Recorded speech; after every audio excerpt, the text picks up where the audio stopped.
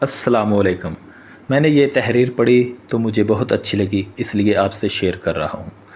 میں نے ایک بزرگ سے پوچھا، حضور پاک صلی اللہ علیہ وآلہ وسلم خدا کے محبوب ہیں، ان کی وجہ سے کائنات تخلیق کی گئی، دنیا کی ساری خوشیاں ان کی ولادت کے صدقے وجود میں آئیں، پھر باقی عبادتوں کی طرح میلاد مصطفیٰ صلی اللہ علیہ وسلم کو عین فرض کیوں نہیں کیا گیا؟ آخر ہر سال ربیع الاول کے آتے ہی یہ بحث کیوں شروع ہو جاتی ہے کہ آقائے دو جہاں صلی اللہ علیہ وآلہ وسلم کے آنے کی خوشی منانی چاہیے یا نہیں؟ بابا جی میرا تذبذب بانپ چکے تھے۔ اس سوال کے بعد وہ ایک لمحے کو مسکرائے اور گویا ہوئے، پتر، محبت ایک پرائیویٹ چیز کا نام ہے۔ محبت کا آدھا حسن اسے پوشیدہ رکھنے میں ہے۔ خدا سے بڑا سخی تو کوئی نہیں ہے نا، اس لیے اپنا محبوب بھی، اس کے جلوے بھی، اس کی رحمت بھی اور اس کی مسکان بھی ساری کائنات سے بانٹ لی۔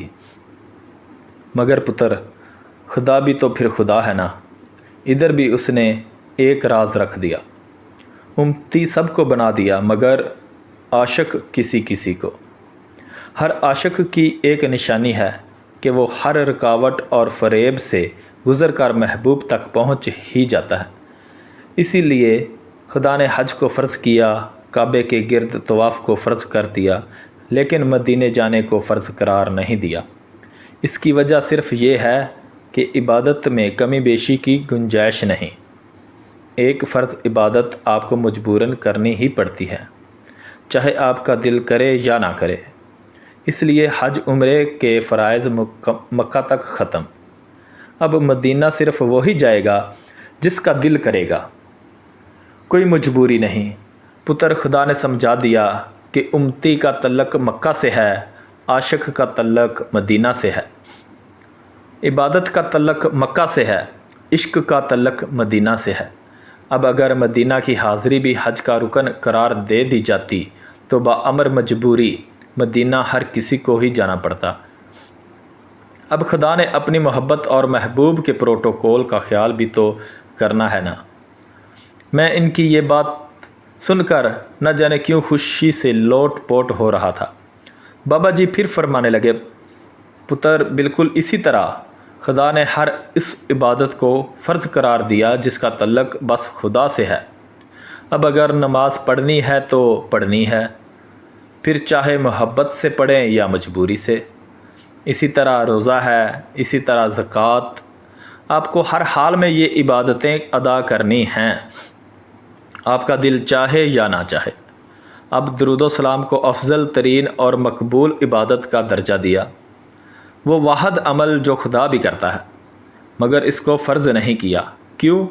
تاکہ کوئی مجبوری سے نہ پڑھے، بلکہ جو بھی پڑھے محبت سے پڑھے۔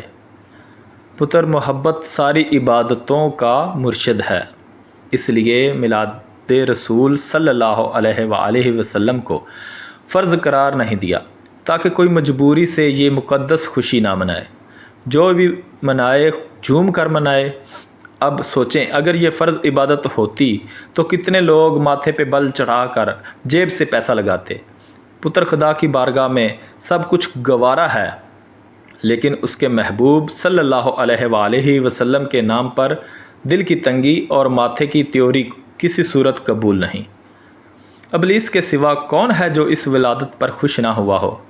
خدا نے ولادت کے سال ہر ماں کو نرینہ اولاد ایسے ہی تو عطا نہیں فرما دی۔ شام تک کے محلات روشن کرنا خدا کی حیثیت کے مطابق تھا، اپنی گلی محلوں میں چراغاں کرنا ہماری حیثیت کے مطابق ہے۔ مگر خوشی ایک ہے۔ جس طرح حضور صلی اللہ علیہ وآلہ وسلم کے وضو کا استعمال شدہ پانی زمین پر نہ گرنے نہ دینا فرض نہیں، مگر صحابہ کرام نے وضو کے استعمال شدہ پانی سے لے کر داڑھی اور سر مبارک کے بالوں تک کو بھی کبھی زمین پر نہیں گرنے دیا۔ یہ فرائض نہیں، یہ محبت ہے۔ پتر، محبت کا اصول سمجھ لیں، خدا نہیں چاہتا کہ کوئی مجبوری کے باعث اس کے محبوب کا نام لے، ان کے آنے کی خوشی منائے۔ یہ راز کی باتیں ہیں۔ اللہ پاک ہر کسی کو در رسول صلی اللہ علیہ وآلہ وسلم تک پہنچنے کی توفیق عطا فرمائے۔ آمین ثم آمین۔ اگر کوئی غلطی کوتاہی ہو تو معذرت۔